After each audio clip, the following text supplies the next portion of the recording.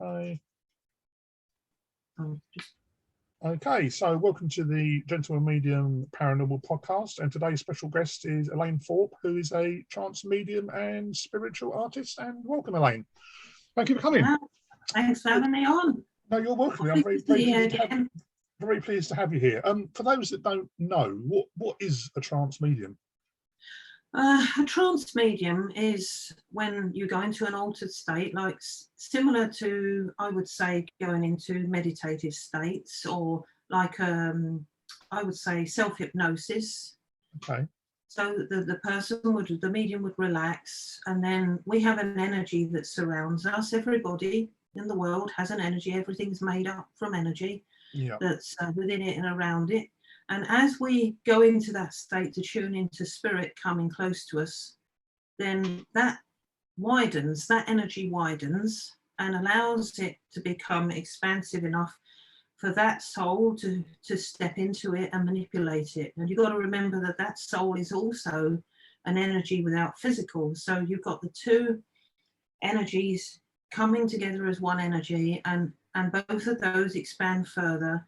And then the guide is a consciousness. They are not a physical, they are consciousness. And we have a consciousness within.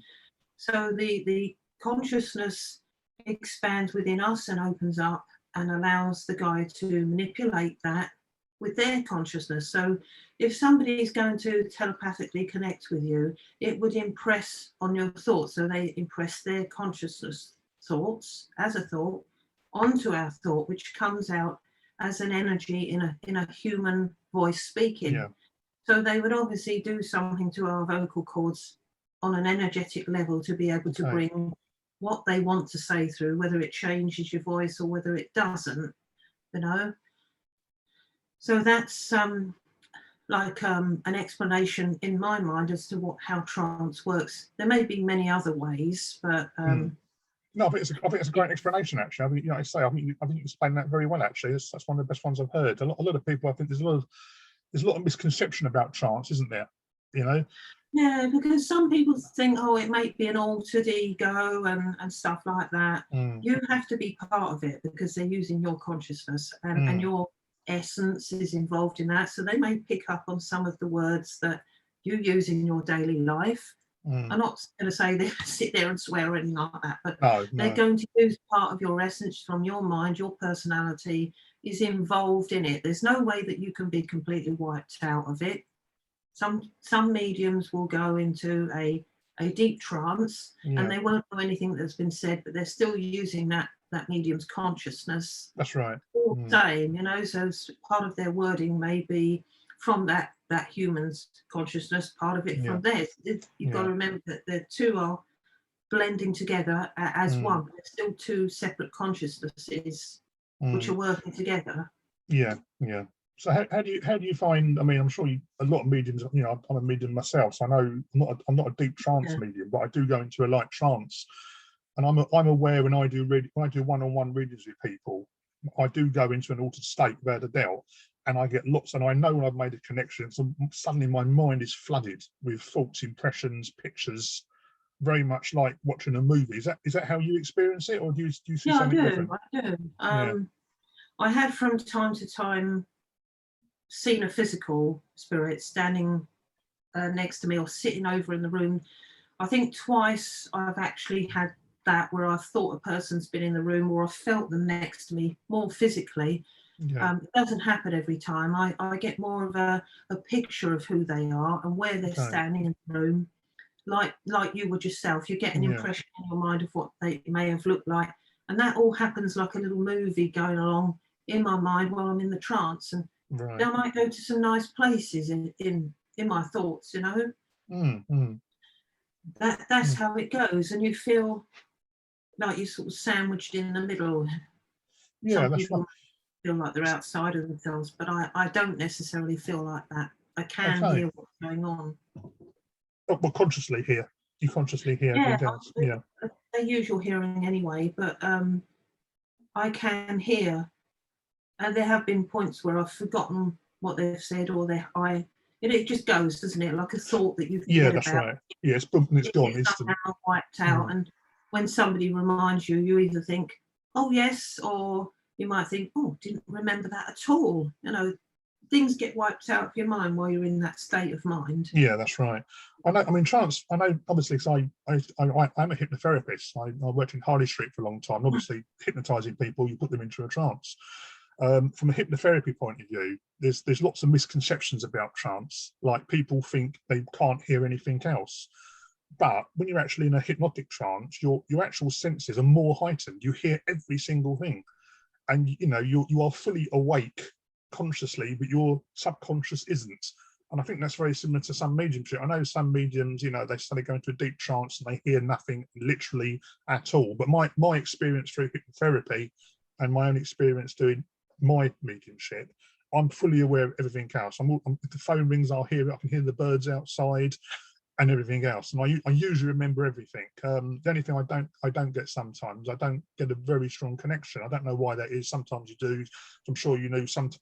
Sometimes you don't, for whatever reason. I mean, I don't think there's one medium that can say that you don't always get a strong connection. You might get several come to you and you think, oh, that's been good. The connection's been really powerful and everything's flooded in. And you might get another person think it's hard to connect with. It's not their fault. It's exactly. not wrong with them. It's just the way it is, isn't it?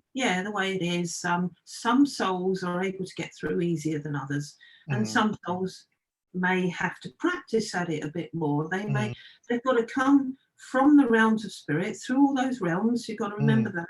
And then they've got to get through a medium. They've got to practice getting through that medium. Then they've got to be able to connect with their loved ones on the other side, which they can do anyway. But in a sense of they've got to get it through to that person, and their energy counts as well, whether or not they are connected. So they've got all this. It's like a computer. They've got to connect in so many different ways and learn how to do impression of thought onto another.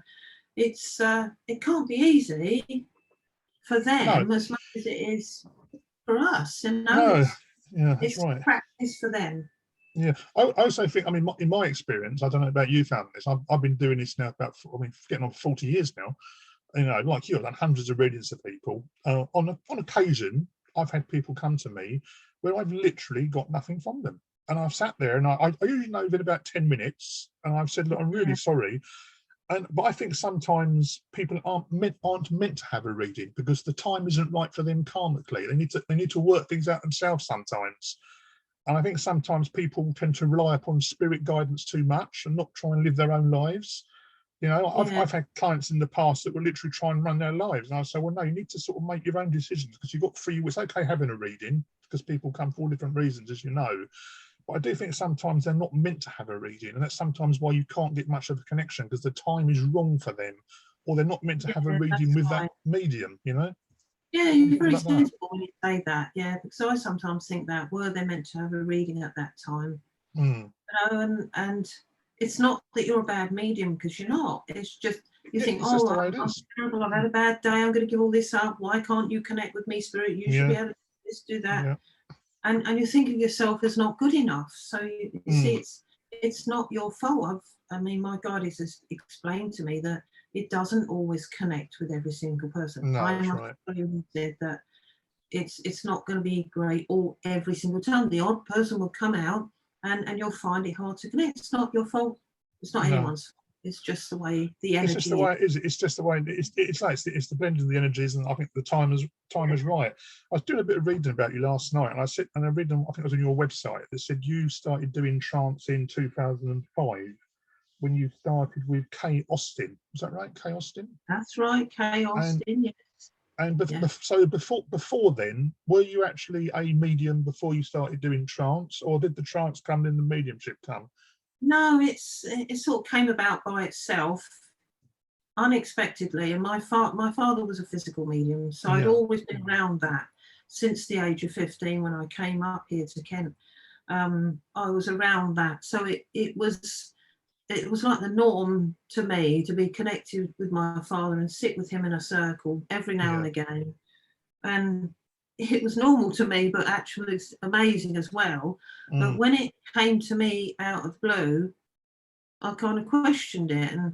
But I knew it wasn't from me because I was just laying there sort of drifting off to sleep, not asleep, but in a sort of relaxed state, preparing myself to go to sleep, and it just happens. So sometimes people will go and say, well, I want to develop something, and then it'll come out.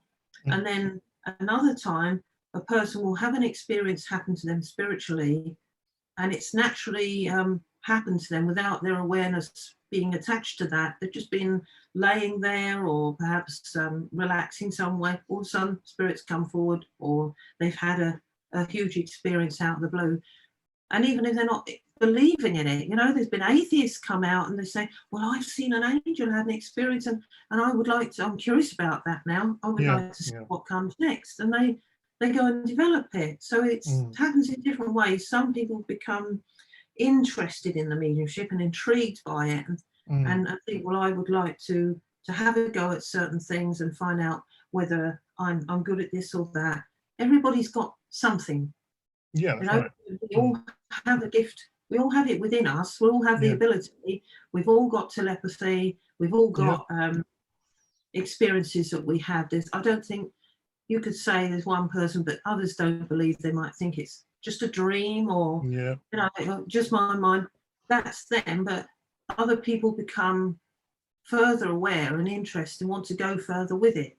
So that then brings another one forward to say, well, maybe this is more than I thought it was, and my intuitiveness tells me to go and, you know, get connected to myself and find out what it is. I think it's absolutely amazing. It is amazing. I believe firmly that everybody is psychic to some degree. You know, everybody is. It's a lot of people, obviously, because of the world we live in, it's a very materialistic world, isn't it? So I think our senses get dulled over time through TV, the radio, the need to earn a living to pay the rent, you know, the pressure. And I think if more people step back a little bit, they'll find they make a greater connection to sort of the spirit world if they cut out all the clatter from the physical world, you know. Yeah, we're taken up with our lives. You know, we're sort of living in this little square place, and I think to ourselves, well, we're in this big world, this big bubble. What are we doing here? We're working. They don't take any notice of what is outside of that. I mean, it's absolutely incredible. The earth, the universe. I mean, the way man has created things, their intelligence, most of them, they invent things. I think it's out of this world. I think our minds are so powerful, but we don't even begin to understand why or how they work. But our consciousness, because it's limitless, we don't tune into that enough. We don't tap into it. It could do so much for us.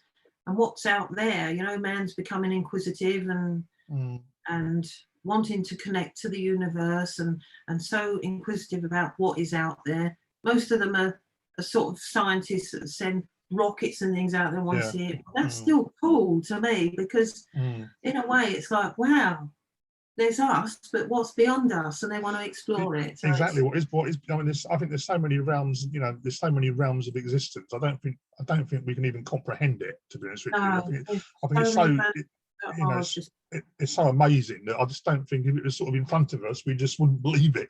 It's just like incredible. You know, I know from my own experience. You know, I started sort of sensing things myself when I was about 13 years old. As a child, I used to go to bed at night, and the atmosphere in my bedroom would change. I can't explain it. Almost like static electricity, and I'd hear this sort of crackling noise, and I'd find myself frozen with fear. Literally couldn't move. What they would call sleep paralysis. I know now it wasn't sleep paralysis. And I would see things in my bedroom. I would see like creatures sort of floating around that I couldn't understand why nobody else can see them. I learnt years later what I was seeing was the astral realm. But as a 13-year-old, my mum thought I was suffering nightmares, you know, and that started my own sort of, I suppose, inquisitive journey at sort of 13. And even at 13, I started questioning stuff, and I had what I would term sort of a past life recall. Even then, I can remember back to my teens as clear as I can remember. Yes, people are amazed at my memory, what I can remember. Wow, yeah. But it was so vivid to me. And I find this quite a few mediums. They got a great ability to remember details from the past. and stuff like this. You know, but it's amazing. I mean, I'm still, you know, like you, I'm still learning and developing now. I don't know everything, you know. God Almighty, I No, wish, you don't. wish I No, did. no, You know, I'm even still asking learn. questions. You know, Yeah. I think I think you can ask questions. Back to your father. You said about your father as a physical medium. What about his father? Were they mediums before then, or did it sort of start with your father? Um, No. I think some of his aunts were mediums, and his mother Okay. was clairvoyant. He never did tell me that his father was. I Hmm. think that his father was more, you know, just down to earth. I don't know if he ever Yeah. explained about anything like that because I didn't ever know him. Um, Unfortunately, I think he passed in the 1980s or 90s, but I'm not quite sure. My son Yeah. did say, but on the mother's side, I think there were clairvoyants there. Okay. So you see, Interesting. his aunts and his sisters, I think, had it in them as well. And also my birth mother, she is clairvoyant because she Okay. predicted Dando's passing. Oh She yes, yeah, knew the murder. Dan Yeah. would Yeah. die, yeah. So Yeah. I thought, wow, I didn't realise I had it on both sides. So I Yeah. sort of got chucked in at the deep end and it just came to me. But I was, before I became developing this trance, when my daughter was a baby, I used to leave a tape recorder a couple of times in the house with a fresh tape Yeah. back in the day with the tape recorders. And I'd switch it on, leave the house, there'd be no one in the house. And at one point, you know, I asked for the house to be protected. And I came back into the house and all sorts of things had happened on the tape. It was like they speeded the tape up, turned it on in their time, in their realm, and then Yeah. speeded whoever was speaking through it up.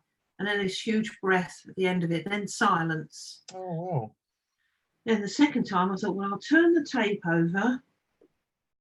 Went out again, fresh side on that tape, and I heard somebody calling out my daughter's voice. And her name's Louise, so I always used to call her Louisie as a little girl. Yeah. And I heard the little girl calling out, Louisie, Louisie, and playing with her toys, what sounded like tapping things and that. No Mm. one in the house. So I gathered Wow. that was my twin sister, Mm. who she later came to see as Mm. she got a bit older. She came to see her physically in the house. Wow. Amazing. Yeah. That's amazing. So what about your own children? Have they got any sort of gifts, do you think, passed on from you? Yeah, I mean, my son has also seen my twin in the house once years ago when I Ah, came back okay. from Kay's circle. He called me downstairs. I said, "What do you want?" He said, I've just seen your twin sister, Mum, sitting, squatting down on the floor with the same clothes as you on and smiling at me." And then she disappeared. I said, "Oh, yeah, right." So he said, "All right, don't believe me then." I said, "Well, actually, I do believe you because I'm upstairs and she's down here and I'm not Yeah. particularly thinking of anything." So I wasn't transporting my mind to there because she's identical. Right. Okay. And he saw her and she smiled at him and then she disappeared. Wow. So Amazing. they've both seen spirit, and my daughter has seen a man sitting on her bed Oh yeah. before. Yeah. Okay. Yeah. Yeah. Yeah. We used to take photographs of the orbs in the house before I started all this. Mm. And I had a good camera back then on the particular phone. It would get orbs really clearly. It was an Yeah. amazing phone. Yeah. So it was old. And it would pick them up and it had, I'd zoom in on them and you could see things in them like you do. Mm. Perfect round orbs. They weren't dust because I No. waited No. for the dust to settle and they were so bright, some of them. And I thought, Yeah. wow, one was so bright right next to my daughter's head. Yeah. When you zoomed in on them, did you see faces? Yeah, I saw Yeah. faces and things. Yeah. Yeah. I've had And that. Yeah. then the next time I had a photograph, I put it in the drawer for a few years. My daughter was about 4 years old. And I put it in the drawer. It was at this holiday place in the photograph. Mm. And I thought, well, I'll put it in the drawer, forget about it. Got it out a few years later. There was a massive orb just appeared from nowhere in the photograph, right next to her Wow. head. Just on the photo like that. That's amazing. Yeah. So I It's thought, well, it's another little sign, isn't it? Really, it's just a sort of you know, it confirms yeah, something's going on that it is was beyond our like comprehension. it was like a sign to say that she was also spiritually aware and perhaps it wouldn't come out until later life, but she used to tell the spirits to gather together at my mum's house. We all have a photograph together. So she was about 6 years old then, 6, 7. And she said, come on, gather round everyone and have a photograph. When the photo came out, there was loads of orbs all around her. And I thought, amazing. What? That's amazing. So that was before I started all of this. Yeah. And I know you want to know about my journey, but that before all this started. That was all before. Yeah, that's good. That's great. So I might jump around. I made some notes. I might jump around. It might already cover some of the things we discussed. One of the questions I had here, I'm sure everyone wants to know, I'm sure a lot of people already know this, is obviously your main guy is Jonathan Hunter, isn't it? When you go into trance. 2 questions really. When did you first become acquainted? And when did he first make himself known to you? And the second question was, do you have other guides come through beside him? Yes, I do. I have other guides, but I'll answer the first question. I've been doing it, I think, a few months. I've been doing the trance. I've been going to the group every week for a few months. And I went into my neighbour's house, and she was there, and she said, well, all my friends have gone now. I'm very intrigued with your trance. Will you be able to show it to me? I said, well, I'm not sure. I'm not sure because I'm not really learned enough yet. I shall just show me it. It'll be all right. I'll bring you out. And so I thought, I don't know. I'll just go with it. I know I shouldn't, but I'll just do it anyway. And I have no recollection of who spoke beforehand. None. Okay. I cannot remember who came through that day, And normally I would, but then I remember him. I remember Jonathan, and he came through and he said, it was at the end, just before she brought back, he said, I'd like to introduce myself. I'm Jonathan, Elaine's spirit guide. I thought, Kay never told us really much about the spirit guides to begin with. We just sort of went into it, We'd meditate, experiment, see who came through. And as he said it, my God, my whole being lit up and sparkled inside. I can't even begin to describe it. The love is not of this world. It's not of this world. That's interesting you say that. Yeah. Yeah, you feel love of your children. You hold them. You think, oh, I want to protect this child. I want to love it. It's beautiful. But when you feel their love, it goes beyond this earthly love by miles. And I thought, whoa, my God, what is that? And where have you been all my life? And I know you, but I don't know you. And I feel like the love was so powerful. You can't explain the love here. No, but, no. It lit up my whole being. I thought, wow. And then from then on, he started appearing in the group and started learning how to speak. And at first he just spoke quite normally through me, but it didn't have much expression in the voice. It was kind of, like I always tell people, it was a bit robotic kind of. Yeah. So he had to create expression in the sound of the voice over the years that he did it. And it wasn't me. It just happened that way. It just, oh no, it's like, yeah. So after that, I thought, wow, I've got but as I believed in it all at first, then doubts crept in. I thought, well, are you real? Is it me? Is it my altered ego? Have I made this up? Are you evil? Have you got some way of are you going to possess me? And are you my life so I forever speak like all sorts of thoughts went through my head. I think they do though. You start. I think initially you doubt it yourself, don't you? You do doubt it. Yes, you do. But I think it's good though to doubt it. I think it's good to doubt it though. To be honest with you, it is good to doubt, question and doubt. My mother always said that, not doubt as in, oh, you don't exist, all that. No, question it. Should you have a right to question? Definitely question it. Yeah, definitely. No, yeah. But I somehow knew every time I would question it, my heart would say, and my mind would say, no, come from here, your heart. Well, it's all connected to the mind anyway. But I thought, God, I can't ignore it. I'm trying to say, is it evil or anything else, but I can't. And every time I try to ignore it, it just keeps coming back at me. And I knew it was right. I felt it was right. Yeah, I questioned it. That's amazing. So, it's funny you mentioned about the love, actually. I'll just interject there a little bit. My son's what I would call an atheist, if you like. He had an experience this year. He doesn't know why. He decided to start meditating. off his own back for no reason. I think because of what's been going on and all the stress and everything else. Good. So he started meditating. He rang me up one day and he was crying. I said, "What's the matter?" You know, I said, "Well, yeah, okay." He said, "Dad, I've had this experience. I don't know what to do." I said, "What happened?" And he pretty much described what happened to you. He said, "I was doing this meditation, and all of a sudden, he said, I felt this presence in the room. This man was here, and I said, he told me he was my guide, and he said he hugged me, and he said it was the most incredible love I've ever felt." He said, and he was crying as he told me this. He said it was like a long lost friend. He said that I haven't seen for years, that was just hugging me. See, I was crying and shaking at the same time. I said, "Well, it's probably your spirit guide." And that was his, and he was an atheist who obviously, for whatever reason, made this connection with him out of the blue, literally out of the blue. So when you said about the love, I thought straight away I knew what you meant. It was, he said it was indescribable, the love. It was like something he'd never ever experienced before. I was shaking with it. It was just like an incredible experience, you know, which is nice to hear. It's interesting you say the same thing, you know, exactly the same thing, isn't it? That makes me slightly emotional, because when I see a young person coming into it, oh God, it makes me so happy. When I mean, he's 30 odd years old, you know, he's only 30 odd years old. He's not a medium. He knows anyway. Maybe he's a medium, I don't know. But my daughter, funnily enough, when she was younger, she was the one I thought would turn out to be psychic, because she used to have imaginary friends in her bedroom. She used to talk to them and stuff like that.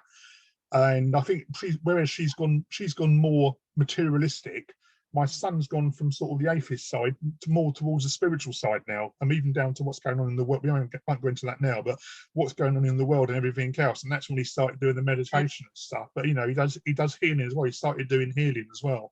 But it's incredible. When he explained it to me, I knew he wasn't making it up. By his reaction, he was literally crying with joy.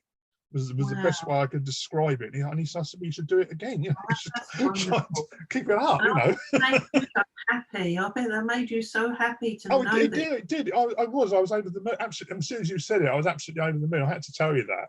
Just to sort of interject there. Sort of going back to yourself again and your own sort of mediumship. Something else I want to bring up: spiritual art. You're a very talented spiritual artist. I've seen your pictures. I think they're amazing. I think you started in 2014 on your website. Were you an artist before then? Were you artistic, or did that come about through the mediumship? I had another man, Jonathan, funnily enough, and my guy Jonathan pulled him into my life somehow. I can't even remember how it happened. It was weird, because you know, this Jonathan wasn't well, and he was a medium. He'd done hypnotherapy throughout his life. Okay. And he said, "I've got someone to come and help you. You will meet them and everything." And he turned up. I thought, this is just crazy. This is absolute madness. And I thought, what could spirit do next? It's just out of this world. And so we called him down. I called him down. He came down from the Wirral, or is it Liverpool he comes from? Absolute lovely man. Just beautiful. Jonathan Pigstock, his name is, and he is able to use the hypnotherapy skills, and he takes them into a relaxed state, gets them to do some actions with their arms and things, and they literally see their loved ones, and they come out of it crying. He had whole groups full crying because they met with their loved ones on through the realm. You know, he could connect with them. So anyway, we put a load of food on and got a load of people together, and so we could pay for his journey, because we didn't want him going home with nothing, and all his efforts, time, and he wasn't well. You know, he had cancer, and he's still living now, and he's fought it like anything. Absolutely amazing. So he was going to take us all into this relaxed state, and he put me in a chair in front of him, and he sat in my chair. It was at Pam's house. Oh yeah. It was at Pam's house a few years ago. About 2014, and so he sat me in front of him, and some of the others didn't really believe it. They were finding it hard to go into the state, and he said, "Oh, I did forget to do the arm movements. That may be what didn't connect," and he felt a bit bad about that. But he connected Richard, Pam's husband, who has now passed. It was like he needed to know what spirit world was like before he passed a few years later. Okay. And he had a visit with his family, but me, it was different. He did it on me, and he said, he spoke to us all, and he said, you have to go up the marble stairs and come out into this wood. Well, I went up about 3 or 4 marble stairs, and I come into this open wood. It's like an enchanted, beautiful wood. The greenery was wonderful. And these children were there playing. And I looked to the left, and one of the trees, the bark peeled off it, and a lady's face looked out of the tree, and I thought, oh my goodness, the soul of the tree, wow. Yeah, tree spirit, tree spirit. Yeah, and so they're beautiful things. So I took this little girl's hand. She said, take my hand, come with me, let's go and play. I thought, my God, this must be what heaven looks like. And it was beautiful. And then he called us back, and I thought, I didn't want to come back, So the evening went on, we had something to eat, and 3 of us then chose to be regressed. So there was Pam, there was an American guy that we'd invited, and there was me.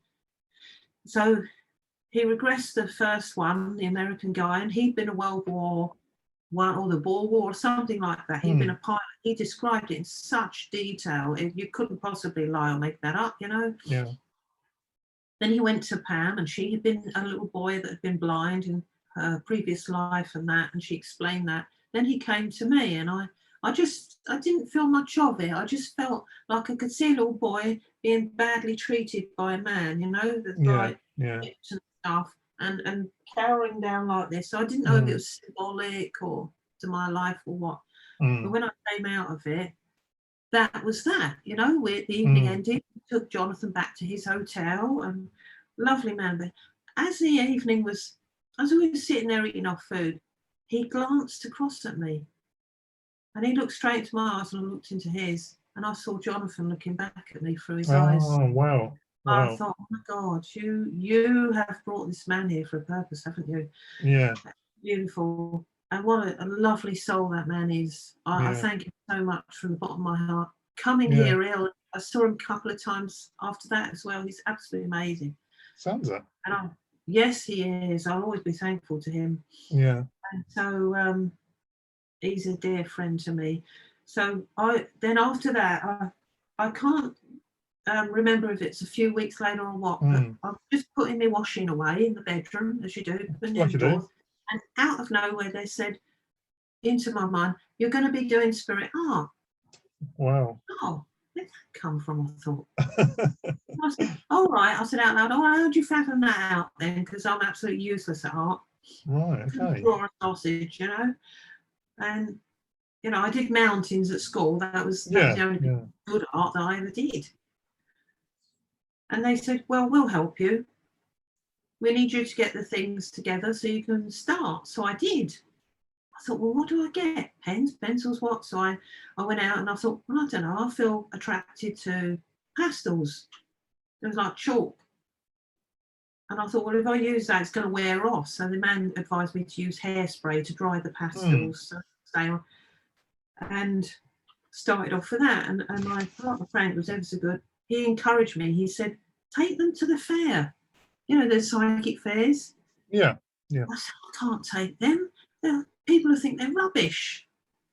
And he said, well, come on, try. You never know, someone might like them. And when I did take them, people started walking around and they were looking, and I thought, oh my God, I feel so stupid here. This art's rubbish, I was like, oh yes, Spirit, what are you doing? And the man came over, and he looked like he'd been a very old soul. It was like I could see the Chinese man that he'd been in his previous life. Straight away, I just thought, wow, you're an old soul. Yeah. And he come up to the table and he looked and he said, oh, these pull you in, don't they? And then people started asking me to buy them and that. And so then I started putting them on the Facebook, and it was a slow build up, And slowly people were asking me to buy them. And then I got to the stage of, I'm getting more interested in making it look 3D. So I added things to them. Okay. And I started buying things and adding things. And that went on for ages. And my son would say to me, Mum, I don't think you need to add things. I prefer them without just the paintings. I said, but I like it, It was like he was given a hint. And just this last year, I would say Spirit said, we don't want you to add the things anymore. I said, but why? I've got all this stuff you've made me buy, and now I can't use it. You can make a mosaic out of that, they said, if you want to. Spiritual mosaic will help you. And then they said, but we want you to paint from here, from the heart. We don't want any additions, corrupting it. I said, all right, this is going to, you realise how hard this is going to be for me, because I've got addicted to adding things and stuff. It was hard. Making I missed it, totally missed it. No, I can imagine. And they said, you got it. We will show you messages in your paintings and things. So I made the transition. Okay. Yeah. That's how it started. Well, I've seen your paint. I mean, your paintings are wonderful. I've seen them on Facebook. I think you're a very talented artist. Do you ever get sort of compelled to draw spirit guides at all, or is it more the sort of surrealistic stuff you're doing? I did draw some faces. Yeah. But one lady I know, Emma Mather, she just had brilliant spirit guide drawings in great detail, and she just gets better and better. And she's on the Facebook on my page, Emma L. Mather. If anyone wants their spirit guide drawn, it's her, because she's just fabulous at drawing spirit guides. Brilliant stuff. But me, I drew faces for a few years. I think from about 2007, I started drawing faces just flat to the paper, that I could see they were faces. But in my art, they appear as like shadows. Okay, yeah. Faces on their own without me drawing them. I just shade them in, and that they come forward, what I can see there, you know? Yeah. So I don't exactly draw them. I ask for the souls in the light to come forward, and whoever needed to be there would appear in the picture as a shadow and a shape and outline of them. But actually drawing faces, I'm useless at drawing faces. No, but I think you undervalue yourself. I think your art's wonderful. It's just one of the things you said is quite interesting, actually. You said about how you looked at this guy and you saw Jonathan looking back at you through his eyes. Can you hear me okay? You're frozen. Can you hear me? Can you hear me? That's all right. It froze. Okay, we got a bit of a problem there. Okay, yeah, so you said about you had you saw Jonathan look back at you. I used to have a similar thing myself. I used to see transfiguration in other people. I'd be having a conversation with somebody, like I'm talking to you now, and their faces would completely change, and I would see my guide over that person. Oh wow! I haven't had it for a long time. The last time I had it was probably last year, but before the lockdown. I had this friend down in Bexhill called Trevor, and he introduced me to a famous medium whose name I can't remember. It's completely gone now. Anyway, we were sitting in his lounge, and he was just sort of talking. We were just sort of talking generally about life, really, and not spiritual at all. And as he was sitting there talking to me, I could see this sort of white shadow come over his face, and I didn't say anything, because first of all, you doubt it yourself. You think, am I imagining this? You sort of rub my eyes, you know, is it sunlight off my glasses and stuff like this? Yeah. And I could see this sort of shadow appearing, and he was just chatting away, and I was sort of looking at it and yeah. And I could see this woman's face appearing, this older woman's face. And I got this name, Minnie, just popped into my head, Minnie, that was it. And it just disappeared. And we carried on talking, and after he'd finished chatting, I said, Trevor, I've got something to tell you. I said, you're not going to believe this, but he is spiritual, by the way, so he probably would believe it, but I said, you're not going to believe what's just happened. I said, your face has just changed into this old woman, and her name was Minnie. And he burst out crying. He was sobbing uncontrollably. I said, oh my God, you're right, you're okay. So, oh my God. He said, oh, thank you so much. And it was his best friend that died years ago. And her name was Minnie. Oh, that's lovely. You're amazing. I got goosebumps just telling you about it. And it was so wonderful. I mean, he was so apologetic. He was crying his eyes out. He was embarrassed, I think, because he was crying his eyes out in front of me. And I said, it just came and just went. That was it. Boom, gone. And that was it. But that was the last time I had it. But when my guide came through, I'd be sitting in a pub sometimes talking to somebody in a conversation, and it would just fade over, and I'd see it. But I haven't had that for a long time. I think partly because I've been a bit disconnected myself with other things, to be honest with you. You know, in the real world, you know, trying to earn a living and God knows what else. I've sort of become a bit disconnected from it, and I know that. So it's interesting what you're saying about seeing the face, because I've experienced you've got my dad's face over you at the moment. I can see my dad. Your dad? I can see my dad looking through you at me. Oh wow, that's interesting. Yeah, Okay, He that's likes interesting. you. He likes you. He said he's a very straightforward guy, this man, and I like him because he tells the truth and he doesn't have no nonsense attitude. Exactly. No bullshit. Yeah. It's what it People is. don't like it, but he said he's a little bit like me, you know, tell them straight and that's it. If they don't like it. Yeah. Oh God, I've upset so many people over the past because my dad always taught me, say what you believe and what you think. Don't lie to people.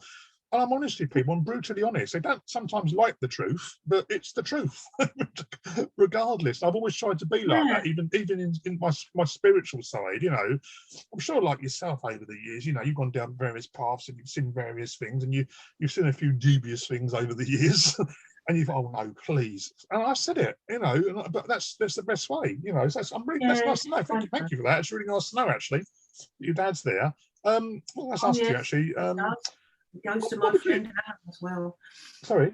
My friend Alan Acton, he transfigurated over my friend Alan in broad daylight. In daylight? Yeah, broad daylight. Wow. It's like you're seeing them in broad daylight yourself, aren't you? You're seeing them. I used to, yeah. I haven't for a long time. I used to see it, and I didn't know originally what it was. I couldn't quite figure it out, to be honest with you, because I just thought I'd see the same person. In my own case, I used to get a Hebrew priest from biblical times, literally very big beard, just funny headpiece and a chest piece with like if you see an old picture, I think it's on my website actually. It's a picture of him as I interpret it. I took from Google, like an old Hebrew biblical priest. Yeah, and I used to sit in a circle in Maidstone and before I knew you, in a spiritual development church, and we used to take turns being the medium. Basically, it was a development thing. And I was sitting there, it was about eight or nine of us in the circle. And we were sitting there one day, and it was my turn to be the medium. And I had my eyes closed, was all sitting there holding hands. And Matt, the guy that ran the circle, very nice little Irish guy, he was really, very genial. Had this sort of continual tapping his foot the whole time. He used to do sort of like a nervous twitch. And he's sitting there tapping away, and it's okay, and it's your turn. So I'd sit there, I'd close my eyes.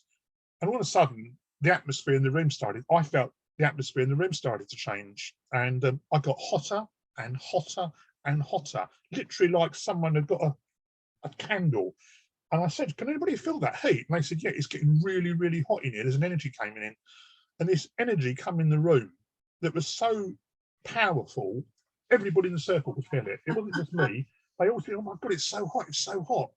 And then I started getting these messages come through. I didn't go into deep trance. I was just talking in my own voice. I was just relaying what this guy was saying. It's quite deep philosophy, basically, philosophical stuff. And but they all felt it, which I thought was interesting. Not just me, they all felt the energy at the same time. And then it just dissipated, just like that. Wow, maybe he works with you on healing, you know? Yeah, I have done. Sorry. You're turning... Sorry, but my dad is so with you at the moment. Your dad's here, is he? That's nice to know. Keep going like that and like that and like that. That's all right. That's good to know. Here. Okay. He's there with you. Yeah, I think you could be amazing transfiguration medium then. I don't know if that's trying to tell you that you are or what, but possibly. It's funny you say about your dad, because the very first time I went to the Mason Spiritualist Church, I mean, it's many years ago now. I remember sitting there a bit nervous, like you are, you know, you meet with strangers, and I sat there. And the very first time I sort of did it, I sat down and they said, tell us what you're feeling. And you sort of get these images come into your head, and sometimes you're reluctant to say what you see, because you think, oh, it sounds stupid. You don't you? Yeah. I said, well, I'm seeing this. I said, I'm seeing this man. I said, he's got like black brill cream black hair, very smeared black hair. I said, he's poking me with a walking stick, and they all laughed. And I thought, oh God, I wish I hadn't said that now. And I said, no, he's really poking me. And afterwards, they told me, that was the guy that founded the church. Oh wow! And he said he always pokes people apparently, and I had no idea on that. He pokes people with the walking stick, and I described him perfectly. So that was my very first sort of, I suppose, confirmation from other people that what I was picking up wasn't my imagination. It was something. Right. He was poking you because you were new, and he thought, "Oh, a new one. I'll give him a poke." Yeah, it was. And apparently, he said to it to everybody. Like, I had no idea. It was just so strange when he said that. Which was really good. Back to sort of you though, because I know we're a bit short on time. What advice would you give on people that want? I know there's a big thing at the moment about everybody wants to be a trance medium for some reason. What advice would you give on developing trance? I would say it's not everyone's journey, and not everyone can, you know, resonate with it. Some people don't like the feeling that you get with trance. They like to be in control, and they like to be awake and be able to think that they can wake up or be themselves.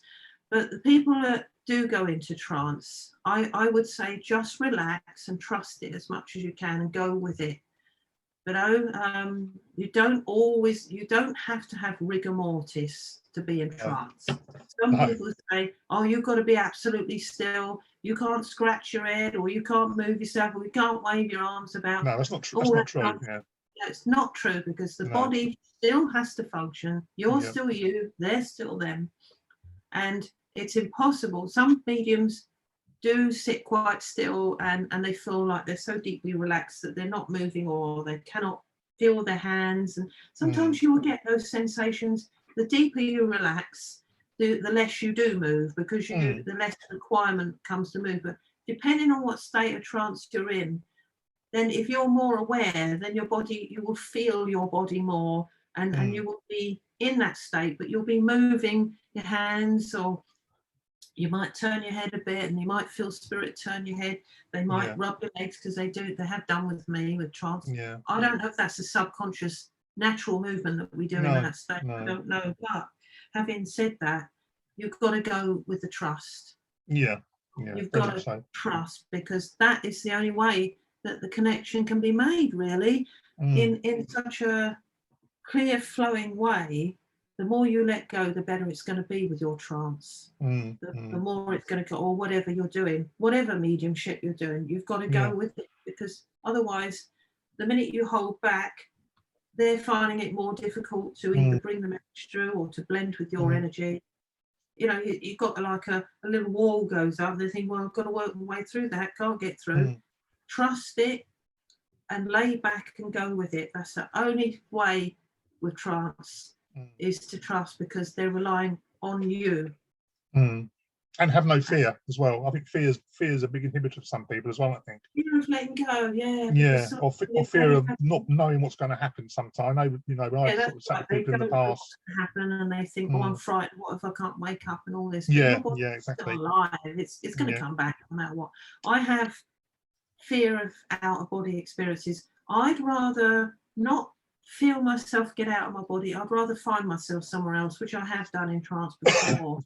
I've felt like I've completely been shifted somewhere else without even feeling it. Now that is the best way, because sometimes if you find yourself out of your body, you may feel, oh, wait a minute, there's my body there. Some people might feel okay with that, but some people get a little bit disorientated and frightened about it, and come back into their body like a shock. But I found that it's better for your consciousness to kind of shift aside where you haven't felt that transition, and you find yourself somewhere else. And the minute you take notice of where you are, woof, you're back in your body again. You're back, yeah.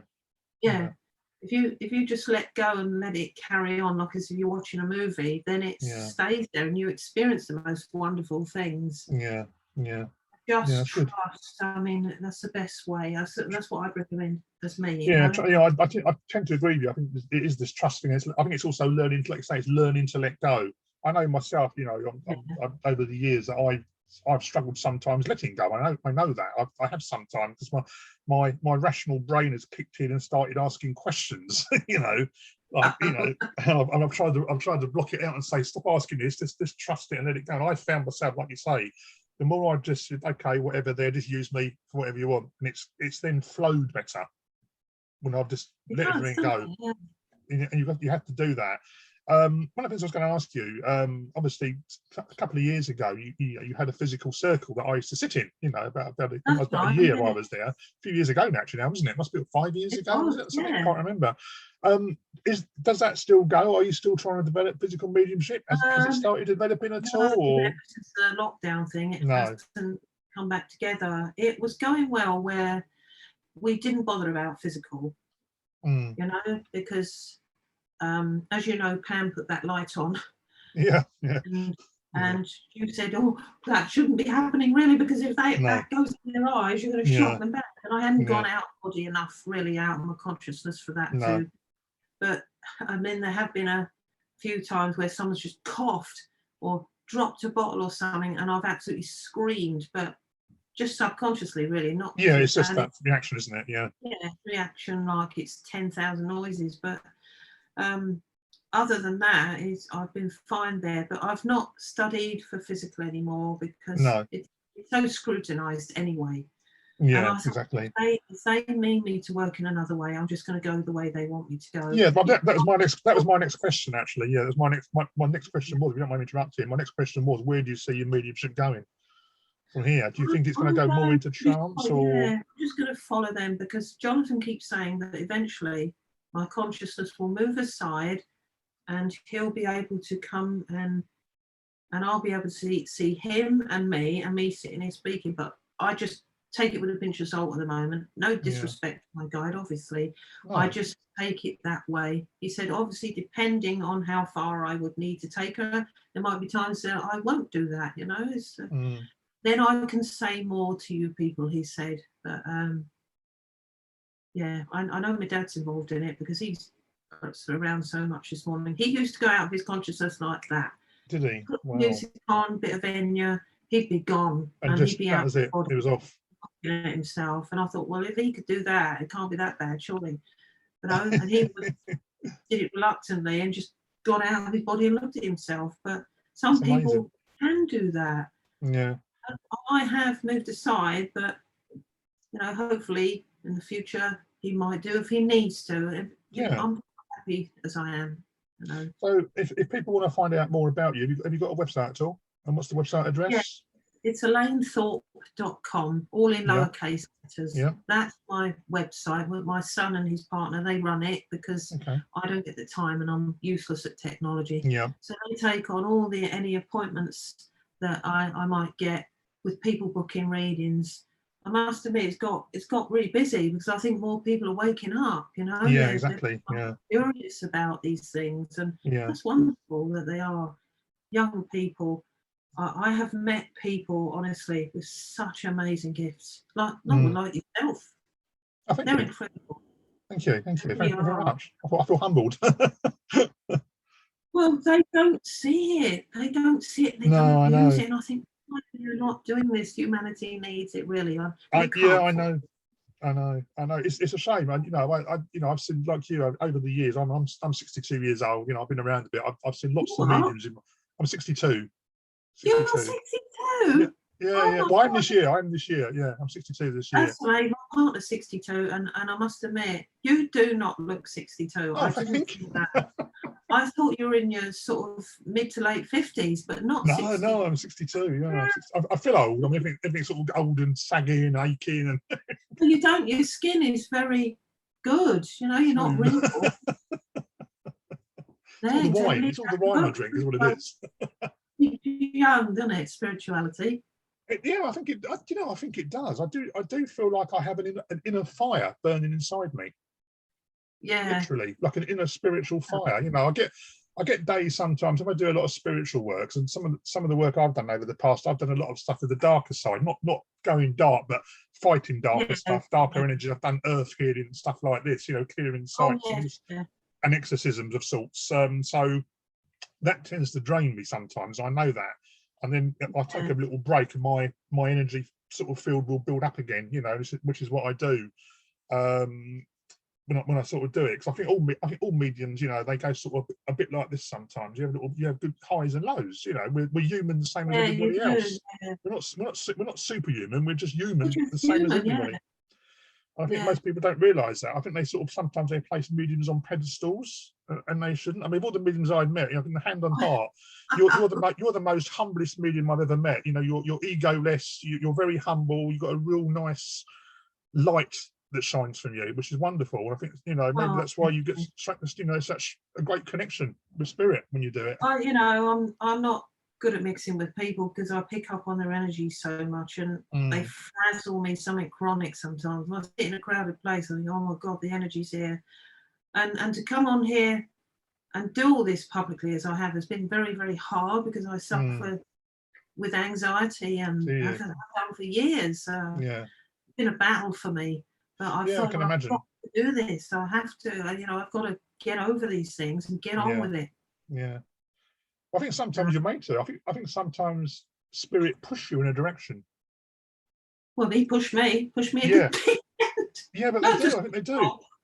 I think sometimes, like you say, some people become healers, some become trance mediums. There's all sorts. I think you are pushed in a direction sometimes, and you can try and fight it, but they'll keep. I've experienced that. They'll keep pushing you back until you just go with it. I think new doors are going to open for you anyway. Okay. You went like that with your chair, and I thought, oh, it looks like a door opening. That's weird. And new doors are going to open for you. That's definitely, I think that spirit are going to take you towards that transfiguration and trance. You're going to go. Interesting. You're going to go into it. There's no doubt in my mind, because the way they're sat there, and I'm not just doing it with wishful thinking, because I wasn't expecting to turn up, but he exactly. Yeah, exactly. You're like him, you're like him, and don't take a nonsense approach. So he thought, well, this guy, no nonsense approach, genuine, we're opening doors for him, because that's where it's going to go. So that's nice to know. That's nice to know. I look forward to that, actually. It's been great. Well, Elaine, I know time's getting on. I'll bring it to a close. It's been great chatting to you today. It seems a long time since we chatted, to be honest. Well, it's lovely, because you, as I say, I like your no-nonsense approach, and you're genuine and you're kind. And when you come to sit with us, I felt like you gave us a nice, good energy sitting there, and a strong energy. Nice. Some people are like powerhouses in circles. They just sit there like power packs, honestly. And you were one of them, I thought, and you knew what was going on in there. You knew that what shouldn't be done. And of course, Pam had only learnt off the time with Doreen, so she didn't know about this light shining. No, I know. He was saying it's only once. I know, but that's how you learn, though. Unfortunately, so you learn sometimes, isn't it? I've done stuff in my life. You learn by mistake sometimes, and someone says, "Oh, don't do that." I didn't remind her of that, I used to just forget, don't you? And didn't remind her that she shouldn't be shining the torch in my face like that. No, I know. So just before I finish, have you got any online events coming up at all that people can go on to? Or? Yes, there are on the website. What we have is Zoom get-togethers where there are not too many people, because if you have too many people, it's not the time for them, Whereas we have a small group of 10 that are on there. They can join in and have that hour and a half to ask their questions and get everything in, rather than try and cram it on that time with 20, 30 people. There's no quality in it. So there are two more events. I think we have about 2 a month, I think. Okay. And that's on the Zoom event. So if they wanted to go on my website, get in quick, because some of them go within an hour, some of them I can imagine. Longer, They're not all like that, because I looked yesterday, which I don't often look, but I looked and there's still spaces left. So it's not as if they fly in every time. I'm not like this the person that everybody goes to. They all go to different people. So if you wanted to join, it's on there. It's on Zoom. That's lovely. Okay, that's great. Well, Elaine, once again, thanks very much. It's been absolutely fantastic, and good luck with the mediumship.